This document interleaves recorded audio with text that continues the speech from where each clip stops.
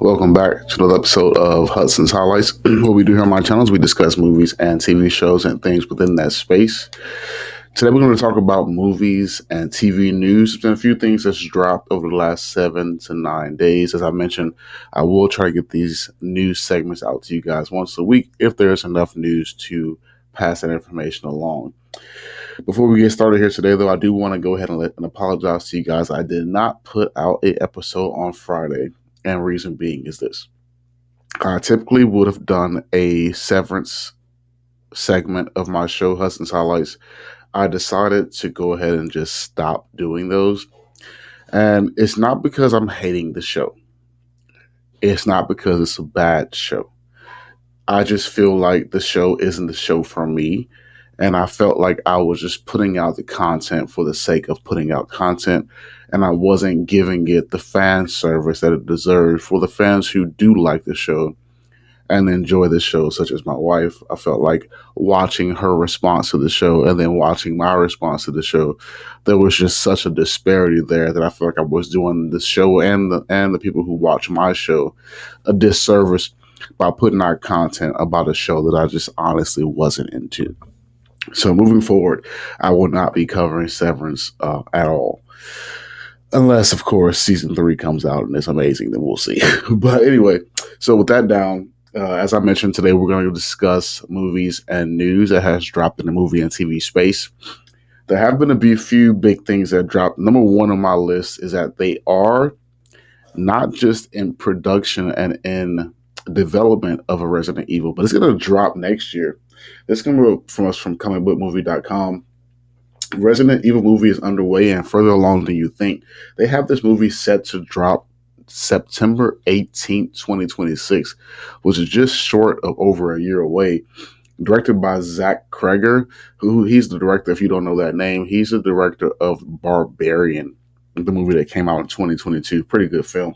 If you haven't checked it out, give it a shot.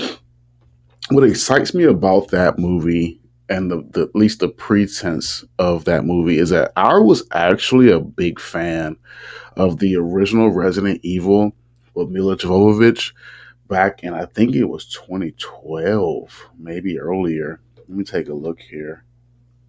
Swoo, I was way off. 2002. That's how old I am. That's how old this movie was. I actually thought that movie was good.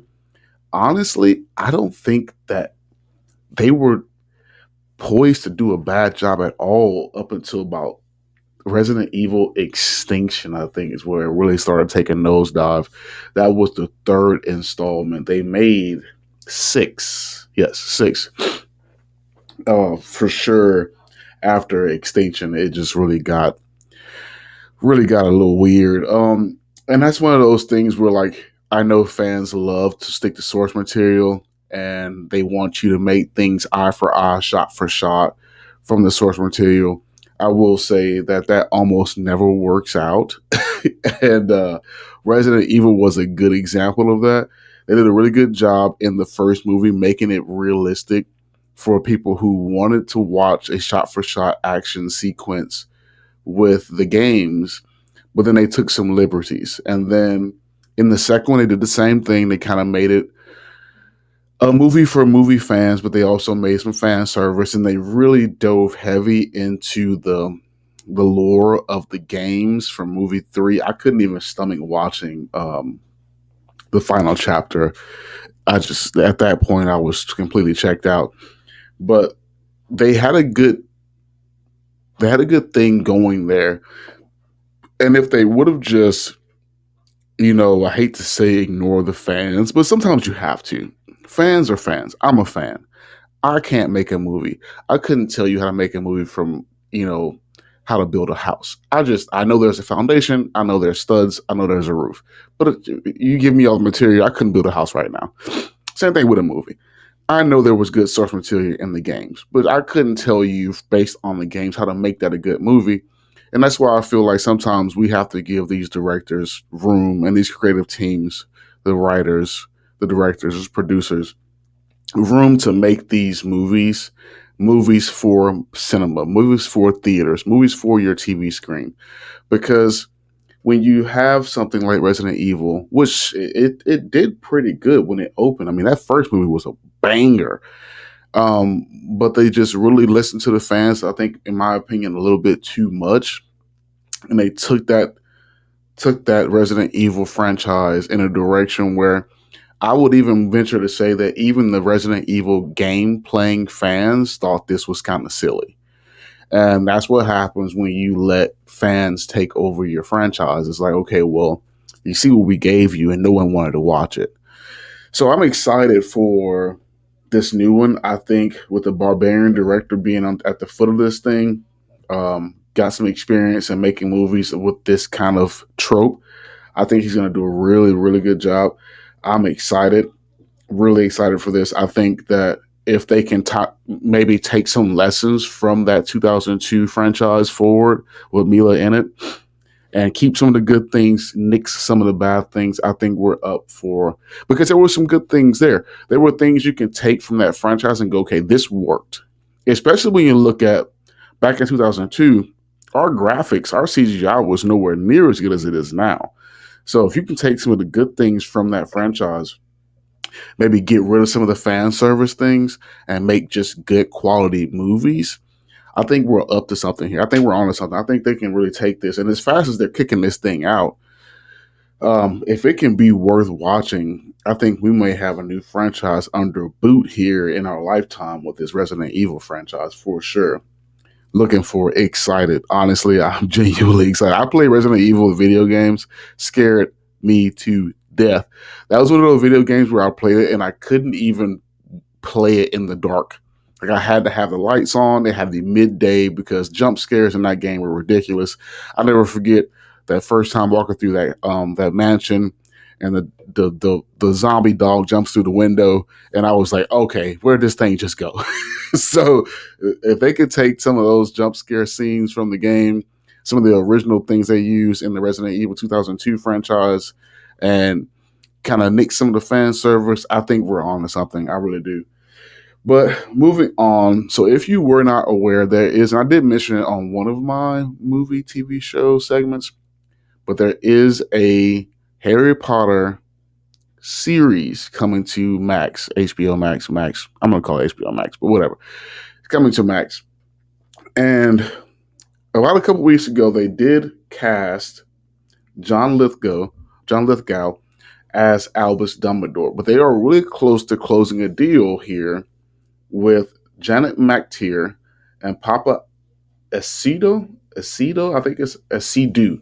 If I'm probably butchering this guy's name, but either way, Janet's going to be playing Minerva McGonagall, and I was so when they mentioned that they were not just thinking about, but they were ready to go with a script and a story for, because the books, the original Harry Potter movies, they only had so many hours to basically make a play for play with these books. And they had to leave a lot of stuff out because, when you're looking at a 2.5 hour, 2 hour movie per book, and then they broke the last book down into two movies, you really did not have a lot of room to flesh out all the narrative story that you had in those books. Because um, as Harry Potter grew, so did the book, and so did the books to follow. And then, if you watch the Harry Potter movies, you can kind of tell from the tone that it starts out real lighthearted, real kiddified, and then as the characters grow, it gets darker as you start introducing more nefarious characters. So I think making this a series is a good idea. But McGonagall was such a integral part to that book and to those books and to those movies, that I was wondering myself, they're going to have to go out and really find a quality character actor for this role. I think they did. This is not just a good actress, but she's a great actress. She's already been nominated for an Oscar. Her performance in Albert Noobs was her Oscar nom, and she's also had an outstanding performance in Tumbleweeds, which, if you look her up, you see what I mean. Like, I think just based on her filmography and then the way she looks and she carries herself, I think she's going to be a great McGonagall because we're going to have a chance to grow with this professor. Like you're looking at, we're starting out with Harry Potter from deep youth. So there's a few key characters they have to nail. Dumbledore was clearly and obviously one of them. I think they did a fantastic job with getting John Lithgow as Dumbledore, and then getting Janet in this role from McGonagall. Really gives me great hope for this show. I think with those things combined, and not to mention Papa being he was not just awarded, but he won a BAFTA and an Emmy for his roles in I May Destroy You. I'm not big on that. I haven't honestly watched it, but for you to win a BAFTA, it's not like you won the can kicking role down the. This is a huge British award ceremony, so for you to win that, it speaks well for. It shows you that they're trying to get quality actors and actresses for this role. These three roles they just locked in because he's playing Severus Snape. So if anybody who knows anything about Harry Potter, you got to get Dumbledore right. You've got to get McGonagall right, and you've got to get Snape right because he plays a huge role in not just the first movie, but every movie moving forward. So in the TV show, since they plan on fleshing out those movies into and those books into more detail, you're gonna have to get those characters right. So I think they're on a great start here. They're up there. If I wasn't excited before, I am excited now, which I was excited before, so it wasn't hard to excite me. The only thing that I'm worried about is they're going to have to go out and get some fantastic kids. I think they struck lightning in a bottle when they cast the original cast for the Harry Potter movies. And striking lightning in a bottle twice is hard to do, but I have faith. Hey, not many shows has HBO Max put out that I thought was trash. As a matter of fact, some of my favorite shows that I've ever watched have been HBO shows: Carnival, Sopranos, Last of Us. They are. I'm not. I wasn't a big fan of what's the name of the show with the dragons, but either way, wasn't a big fan of that. Lost interest in it pretty quick, but there was a huge fan following. So if anyone was going to do it, HBO Max is the one to go with. So I'm excited about that. Moving on to a Netflix property. If you were not aware, Greta Gerwig, the director of the Barbie movie, was given the rights and the role to basically make her own Narnia franchise with Netflix. Did a little bit of fighting with Netflix, but she finally was able to win a battle with Netflix to go ahead and give this thing a short theatrical window. But any theatrical window from Netflix is better than nothing because typically Netflix drops everything they make, the good, the bad, and the ugly, directly onto Netflix. You get no chance of watching the big screen. So that shows you Greta Gerwig's power in the industry right now. But the reason why I'm bringing that up is because she just went out and, at least in the talks right now, in the heavy late development talks, she's talking with Charlie XCX, British singer songwriter, to play the White Witch in her new Narnia franchise. What's interesting about that to me is that she doesn't have a filmography that I can find.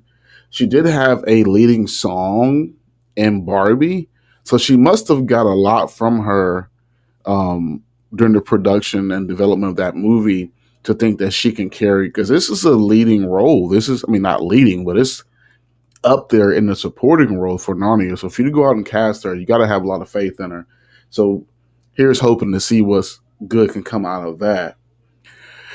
But to the point of reason why I wanted to make this episode today of Hudson's Highlights, there have been 3 bombshell trailers dropped. The Last of Us dropped season 2, trailer 2, and I'm not gonna give a lot away here in case you haven't watched it. But if you haven't, what are you doing? That trailer was fantastic. A lot of the parts that we left off with season 1, we picked back up in this trailer. There's this one scene where I won't give it away. If you haven't seen it, you got to go watch it. That trailer was fantastic. I am so excited for that trailer. For that TV show to come out in April, that's high on my list. If you didn't know already, please know that I will be doing a episode by episode review of Last of Us season 2. In case you weren't aware of that, Thunderbolts dropped a trailer, different trailer. To me, it kind of felt like a trailer for a music video. Just the way it was shot, the way it was edited. A lot of time they took to basically show name then character, name then character, name then character. There was this one scene that I'm gonna just give it away here. If you haven't watched Thunderbolts trailer, it's on YouTube. It's everywhere. There's just one scene where Yelena is looking at Yelena. I don't know what that is, but I am so. If I was not excited before seeing that, now I'm so curious. Was that a nightmare scene? Was that something that is she gonna have a body double? Like I'm over the moon excited for this movie. Over the moon, and the fact they dropped 2 trailers so soon. I mean, I know it comes out in May, but we're just in March. And typically we get 3 big trailers and then one like trailer right before it comes out that has a few spoilers in it. But they must be big on this movie to keep dropping these trailers like this. And I'm gonna tell you, they got me hooked. I'm looking forward to this. Probably more looking forward to this than the Fantastic Four, which we have not heard any news from about yet, besides some key art or leaked key art. The reason why I didn't bring that up in this segment is because it hasn't been confirmed by Disney or Marvel, and I just really try to stay away from any rumored key art. It has to be like late development, really found it with some of your bigger headline news stories for me to want to talk about it. Any key art was because any fan can draw some decent key art and make it look realistic, especially when we know who the cast is. So I just decided just to leave that alone. But the final trailer that dropped, at least the one that I thought was worth mentioning, was there is this show coming out on Hulu called Alien Earth, which is basically aliens from the Alien franchise, Alien and the Predator franchise. Aliens makes it to Earth in this spacecraft, which you can see in all the trailers that dropped so far. Very interesting. It wasn't a real detailed trailer. The reason why I brought it up, though, if you listen very closely, you can hear the Predator weapon sound in the background. So I'm wondering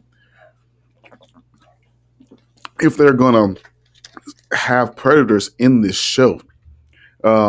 Looking forward to that show, too. Going to also probably be doing a breakdown and a review episode of that as well. Just to wrap up here. So going to be a few changes to the channel. Nothing significant, nothing crazy. But I'm going to be doing a few interviews moving forward. Look forward to that. Have a few people lined up. Going to interview a few movies, a few episodes of a TV show here and there.